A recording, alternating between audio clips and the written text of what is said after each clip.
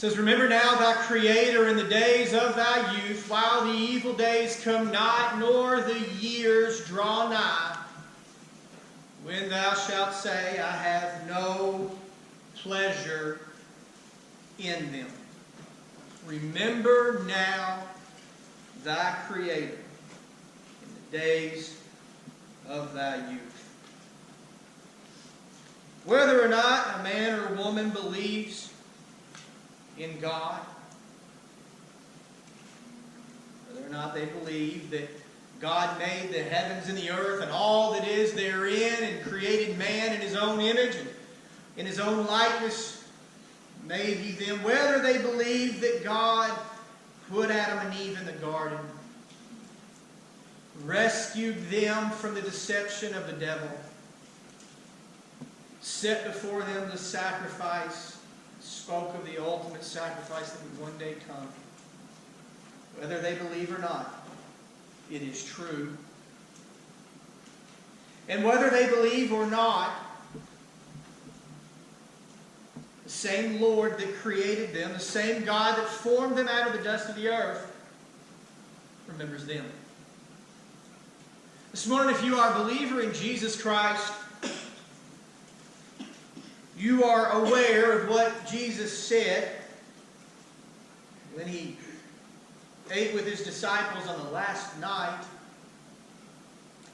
here on this earth in His natural physical body.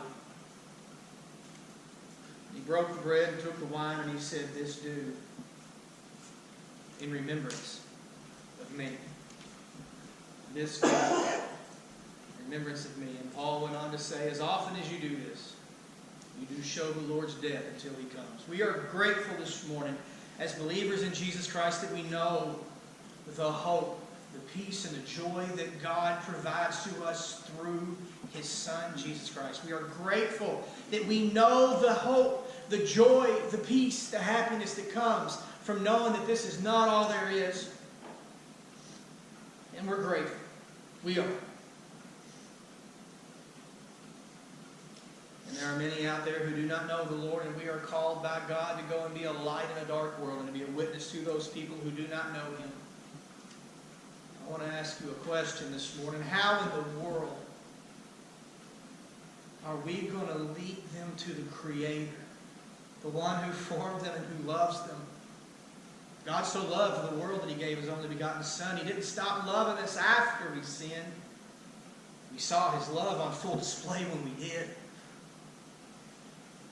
How are we going to show them the Creator if we, His own people, have forgotten? To forget someone does not mean that you literally forget that they exist. To forget someone means to willfully ignore them. To know someone and ignore them. For instance, have you ever gotten busy with life? You don't spend as much time with your parents as maybe you should, as much as you'd like to. You get busy and you forget that you've got children in your own house that need you to direct and to guide, to love. And I know that husbands will say it's impossible for them to be able to forget their wives because they remind them every day that they're there. Women will say it's impossible for me to forget my husband because I see trails all over the house that he's left to remind me that he's here. But do we not forget our spouses? We get so busy, so caught up in things. Is it not impossible for us to forget our Creator? Oh, there's always something that will occupy our time and something that will try to steal our affections and our attentions away from that which God has called us to and what He has said for us to do. And it's easy for us to get distracted and to lose sight of what we're doing and for us to get wrapped up in the goings-on of life, and we forget.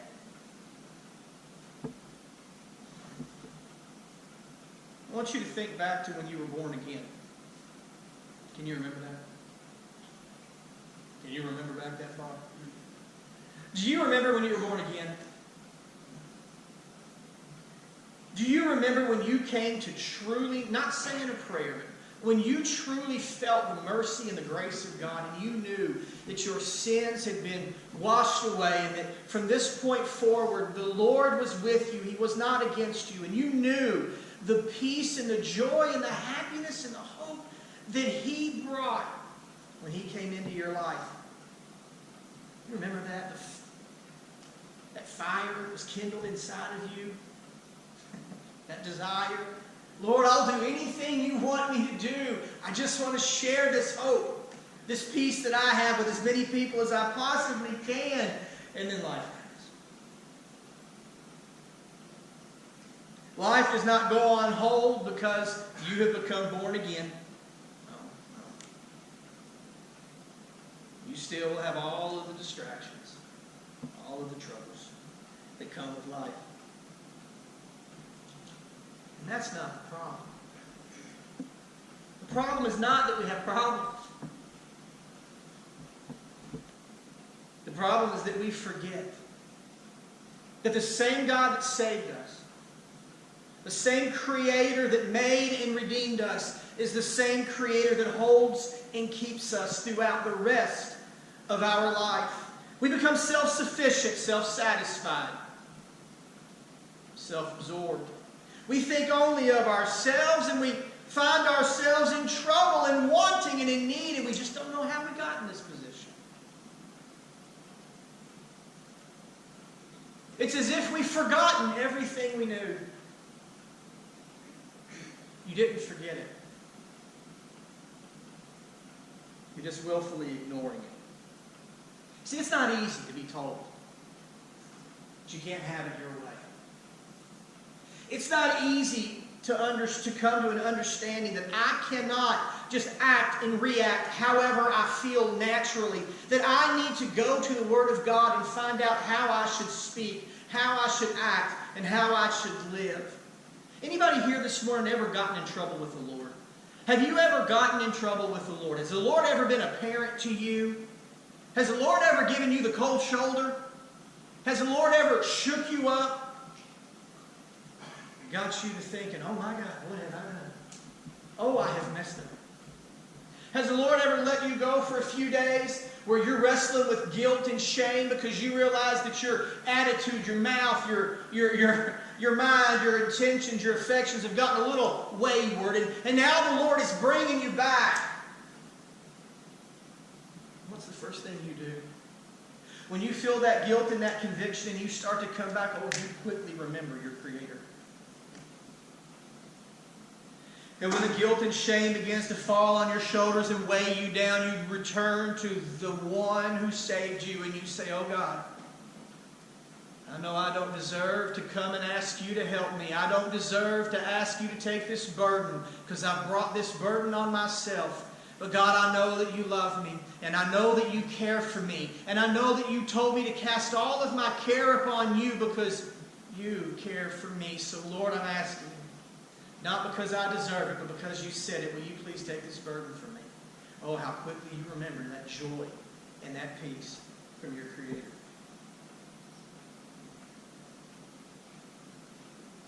There's always going to be a distraction.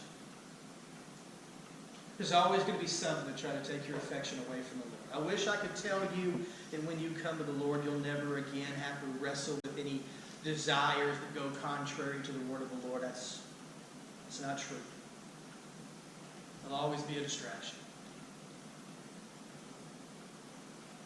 And I want to speak to the young folks here this morning.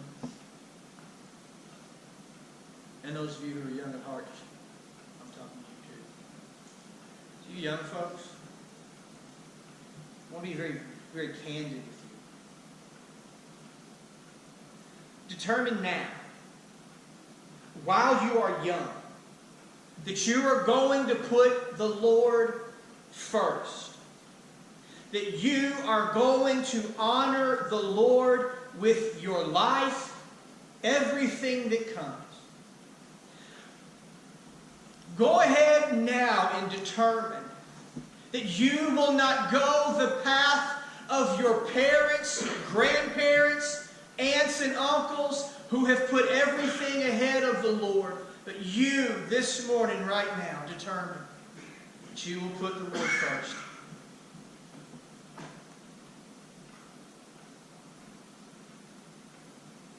Determine this morning, Lord, I will not use you as a Sunday satisfaction, but I will keep you at the head of my life, at the head of my table, all the days of my life. And when you say go left, I'll go left. And when you say go right, I'll go right. And when you say sit still, I'll sit still, even when I think I should be the opposite. Because if we were to stand this morning and testify around this room, I believe your mothers and fathers would tell you that they didn't intend to get swept up in life. It just kind of happened. Maybe the example they had did not put the Lord first, so they didn't put the Lord first when they were in middle school and high school. Listen up. You'll always have your whole life ahead of you to serve the Lord, right? Right now, you just need to enjoy your time because you're not going to be young forever. So you need to go and experience life and go and enjoy all that it has to offer you. Go now and while you're young, live it up, because there will come a day when you'll be old. You won't be able. What did Solomon say? What does Solomon say? He said, remember thy Creator in the days of your youth, while the evil days come not, nor the years draw nigh, when you'll say, I have no pleasure in them. Is there anybody here this morning, don't raise your hand, but is there anybody here this morning that would testify or could testify and say, I wish I had lived my life differently, because now I have regret. Now I have sorrow. Now I have sadness. I wasted many years when I could have been applying them to the things of God and experienced a life of peace and joy. Instead, I chased after everything other than the Lord. You better believe. Could we not all testify to that? Don't wait until you're older to begin to live for the Lord, because there'll always be a distraction.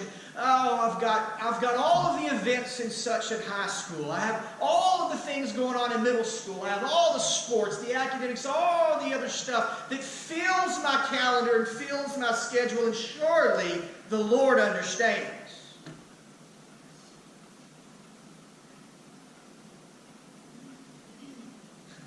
When you get older, well, I have to take care of my husband or my wife. Got the kids. Surely the Lord understands that we can't be at church. I've got a demanding job. And whatever free time I have, I've got to spend that at home with my family, because I never get to see them. So surely the Lord understands.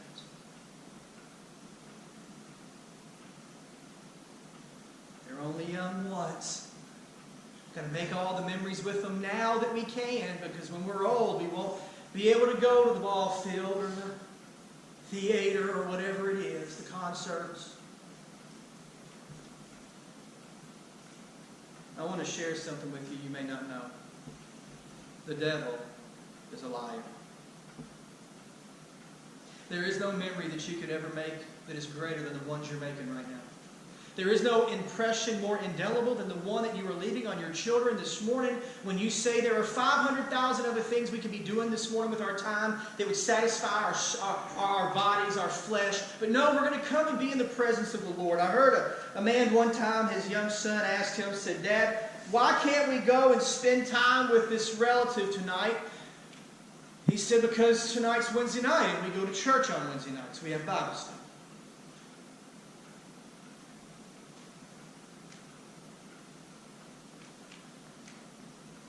What if you do that now while you're young? And you make it a priority now while you're young.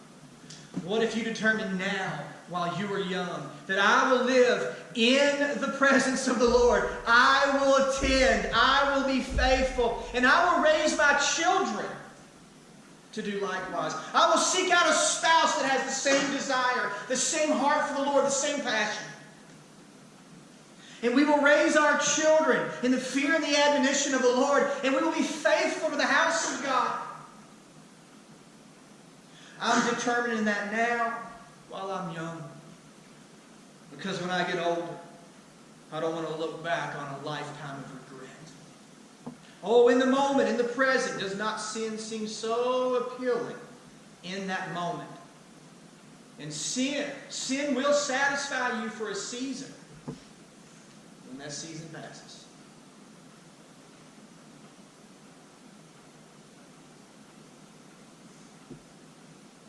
Determine now. No excuses. Because there are many. We make excuses for our failure to honor the Lord and remember the Lord. We do. We make excuses for it. We justify what we do. We debate and we argue with one another. Well, the Lord doesn't expect us to be that devoted.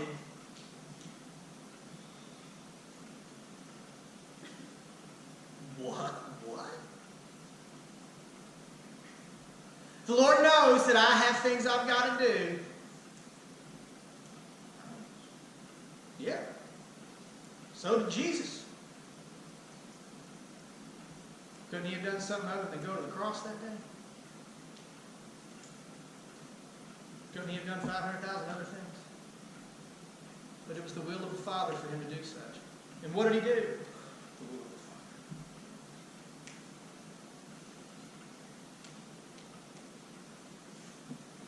We do ourselves a disservice when we forget the Lord.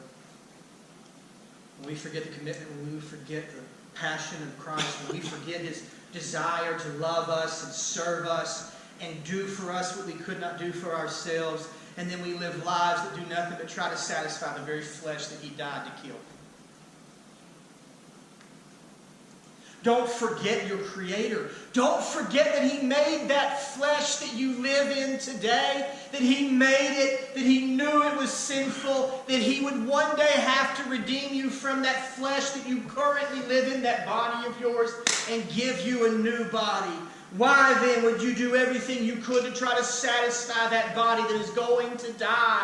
Why won't you put your attention and put your commitment on those things that will last forever, not satisfying a temporary earthly body, but seeking to serve the Lord, looking toward eternity and that which He offers you that will last forever? Verse 7 of Ecclesiastes, Solomon says, "Then shall the dust return to the earth as it was," the body. "The spirit of the soul shall return unto God who gave it." You can live a lifetime satisfying your flesh and you'll have some cool stories.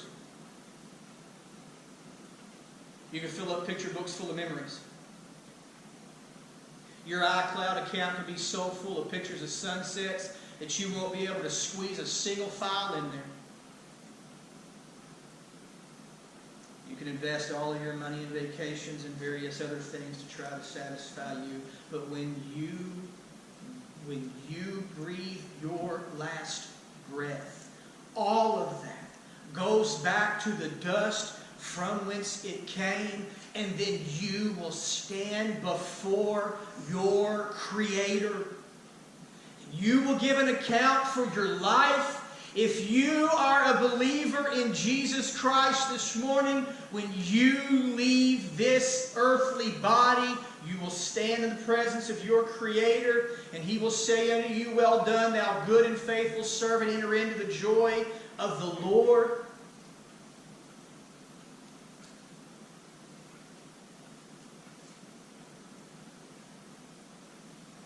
If you live your whole life serving your flesh, never experiencing the guilt and shame that accompanies that, and this morning you need to consider your salvation.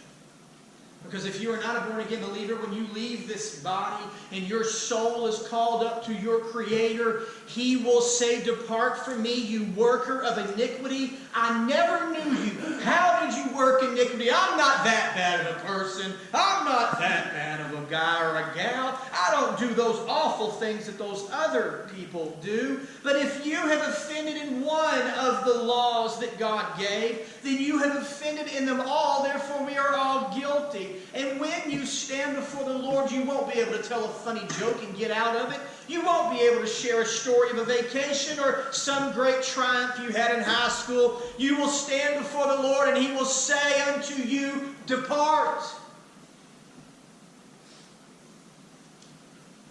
All you did was work iniquity or work for the flesh. So this morning, are you preparing your children to be workers of iniquity? Or are you preparing your children to stand in the presence of their Creator and hear those wonderful words, "Enter in"? It's the only plan that will guarantee that you and your children are together forever. That is the only plan that will satisfy all of their earthly desires. Because do we not want to be free from this flesh?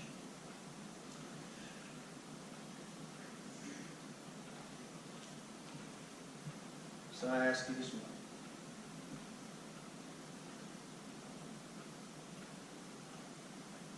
what about it? Are you preparing your children? Young men and women, are you preparing your family, your future family, for disappointment? For hope? It sure is uncomfortable.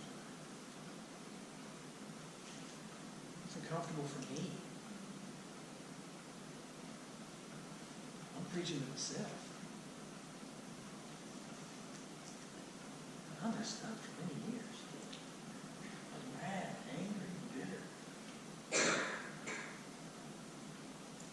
But there's no time like now, today, determined to make a change.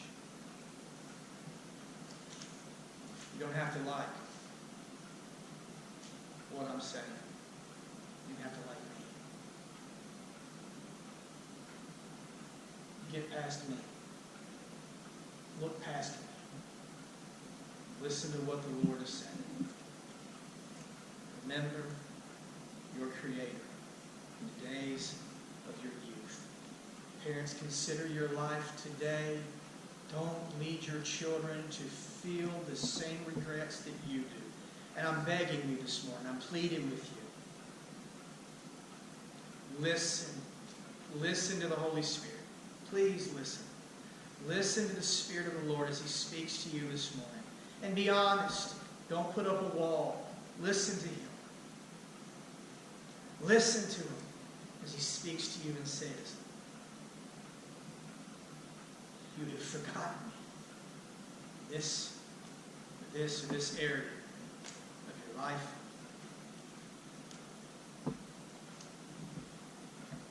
Maybe this morning you need to know Him for the first time. Hear the voice of the Lord. Listen to the Spirit of the Lord this morning as He speaks to you. Would you stand with me?